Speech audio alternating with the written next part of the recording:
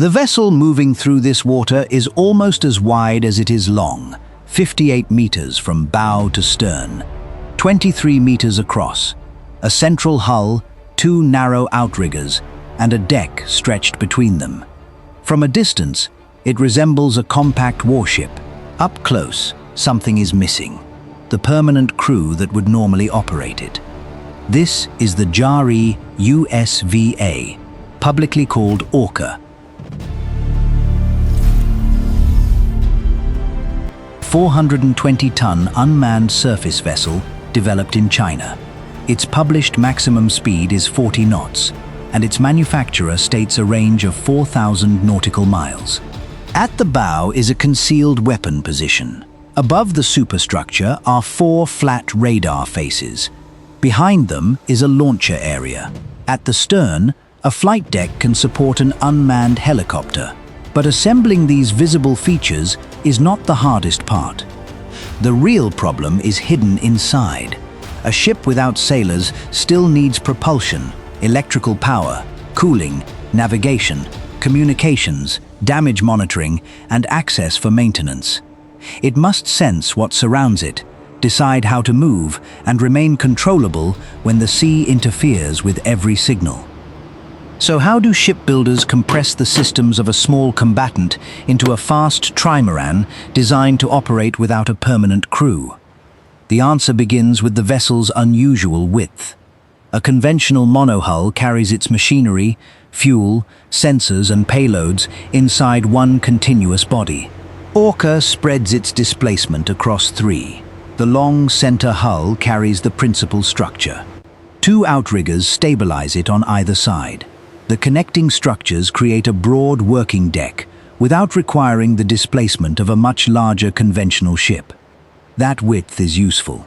It also creates the first manufacturing constraint. The 3 hull elements cannot behave like 3 separate boats. Their alignment determines how loads move through the structure when waves lift one part of the vessel and leave another unsupported. Any error introduced during assembly continues into the deck, the superstructure, and the stern aviation area.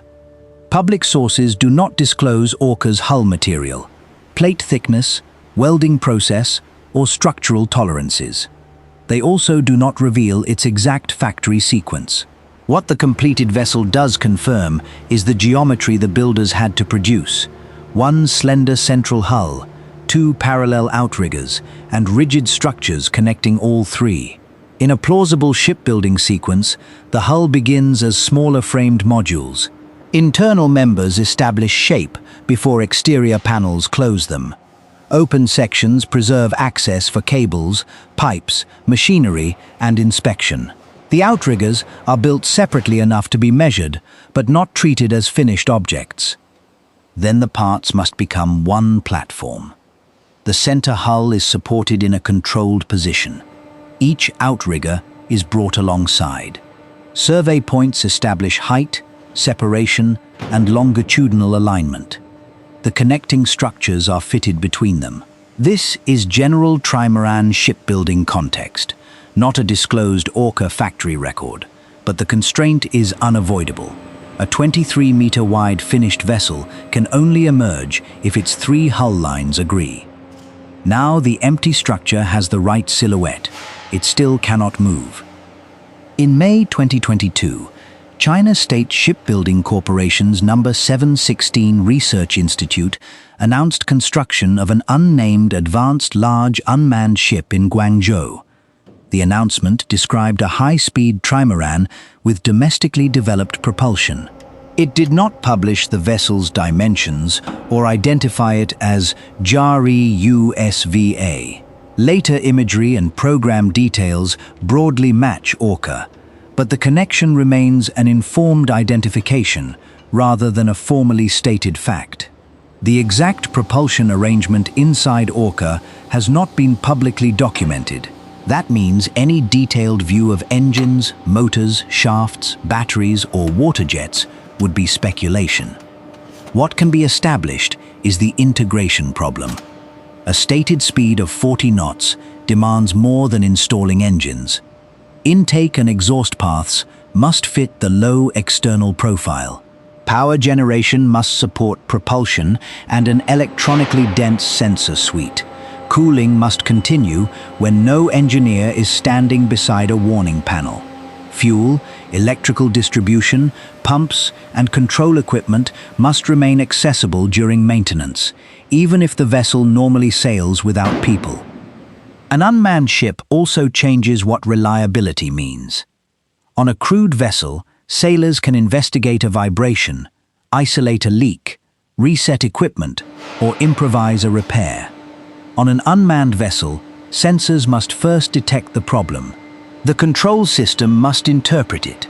Redundant equipment or a safe operating mode must then keep the vessel stable until help arrives. This makes ordinary-looking installation work part of the autonomy system. Cable separation matters. Equipment access matters. Watertight boundaries matter. A failed connector can become a navigation failure if no one is aboard to replace it. Once heavy machinery and services are inside, the exterior identity begins to appear. The forward superstructure is low and sharply faceted. Above it stands an integrated mast with 4 planar radar faces arranged around it. This configuration is publicly visible, but the internal electronics, radar performance, and data processing architecture have not been released. Installing the mast is therefore both a structural and an electronic operation. Its support has to preserve the alignment of the sensor faces. Power and cooling services rise into a compact volume. Data routes descend toward processing and control equipment. Navigation antennas and optical sensors need clear fields of view. Yet every opening, bracket, and exposed cable would disrupt the clean external form. The constraint is not simply to put a radar on a ship. It is to make the mast, superstructure, and internal services behave as one system. This is also where visual accuracy becomes difficult. Orca is not the smaller 15-meter JARI boat shown years earlier. It is not the American Sea Hunter, and it is not an Independence-class littoral combat ship. Its identity comes from the combination of the broad trimaran stance, low forward body, pyramidal sensor mast, elevated central deck, and open stern flight area. Change one of those anchors, and the vessel becomes something else. The mission spaces create the next packaging problem. Official reporting from Airshow China described a remote-controlled weapon position at the bow that can retract beneath the deck. Keeping it concealed preserves the smooth forward surface when it is not raised. Behind the mast, the displayed configuration includes a vertical launch area. Reporting at the exhibition described 4 cells with the possibility of expansion to 12, while later models showed different arrangements. A model demonstrates an intended option. It does not prove that every launcher or payload is installed and operational on the full-size vessel. The stern adds another requirement. It is a broad, unobstructed deck, shown with a rotary-wing unmanned aircraft. The deck is not merely empty space. It affects structural loading, sensor visibility, communications, and the location of equipment below. If unmanned aircraft are to operate from it, the parent vessel must also exchange data and support safe deck procedures while both platforms are moving. 3 zones now compete for one hull: the concealed bow installation, the sensor and launcher complex amidships, and aviation space aft.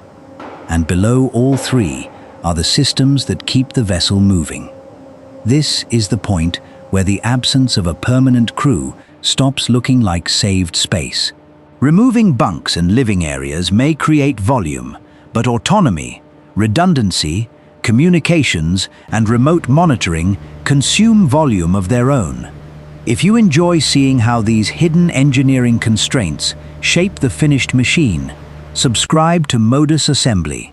The most revealing part of this vessel is still ahead, proving that all of these systems work together at sea.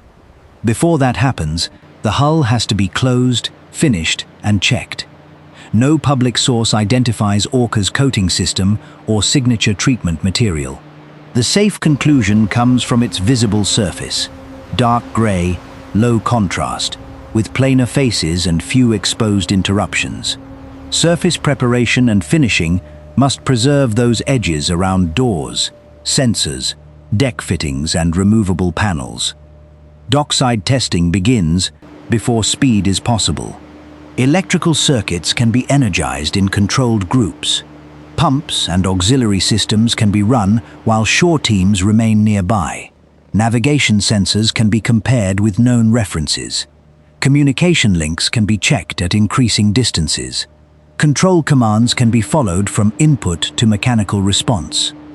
For an unmanned vessel, dockside checks must also test the chain between perception and action. A sensor produces data, software interprets it. A control system issues a command. Steering or propulsion equipment responds. A second set of sensors confirms what actually happened. One broken link can leave a perfectly functional engine receiving the wrong instruction. Harbor trials add motion without immediately adding the full uncertainty of open water. The vessel can maneuver at low speed, stop, turn, and operate near support craft. A small bridge visible on Orca may permit people aboard during restricted waters or early testing. Its presence is important. Unmanned describes the intended operating mode, not proof that no person ever boards the vessel. Then the trimaran reaches open water.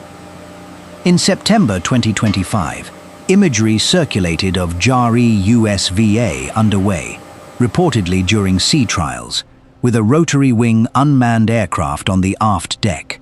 The images support continued testing. They do not establish formal naval acceptance, operational deployment, or serial production. At sea, the 23-meter beam finally has to justify itself. Engineers can observe acceleration, turning behavior, vibration, wake, and loads across the three hulls. They can compare real motion with design predictions. Propulsion demand can be measured against speed. Sensor tracks can be checked while the vessel pitches and rolls. Communications can be stressed beyond the protected environment of a quay. The flight deck introduces a moving reference on top of another moving reference. Wind crosses the deck. Exhaust and radar equipment occupy nearby zones. The unmanned aircraft and the vessel need compatible communications and procedures. Public imagery shows the aircraft present. It does not yet reveal how complete that integration is. This distinction matters because Orca was displayed with an unusually dense collection of advertised capabilities. A vessel can carry the shape of a launcher, the face of a radar, and an aircraft on its deck before the full system has completed operational evaluation. Manufacturing produces the platform. Testing establishes whether the platform functions as a system. That is also what separates Orca from some prominent foreign programs. The American Sea Hunter is a smaller trimaran, built primarily to demonstrate long-endurance autonomy. DARPA's newer USX-1 Defiant approaches a similar overall length to Orca, but follows a different philosophy. Defiant removes permanent human accommodation from the design and emphasizes simplified construction, reliability, and long-duration operation. Orca's public presentation emphasizes a compact combat-style arrangement with sensors and several mission zones. These are different engineering answers to the same emerging question: what should a ship become when people no longer have to live inside it? For Orca, that question remains partly unanswered. The public record confirms a completed 58-meter trimaran. It confirms the broad geometry, integrated mast, bow recess, launcher area, and aft flight deck. Manufacturer-released data provide its displacement, speed, and range. Later imagery supports underway evaluation. But no reliable public evidence confirms a customer, commissioning, serial production line, final payload fit, or fully validated autonomous combat capability. That uncertainty is not a weakness in the manufacturing story. It is the final engineering boundary. The vessel's most important achievement may be that it brings several previously separate ideas into one physical object: a high-speed trimaran, a sensor-heavy superstructure, modular mission areas, unmanned aviation space, and remote or autonomous control. Building the hull establishes the shape. Installing propulsion gives it motion. Integrating the mast gives it awareness.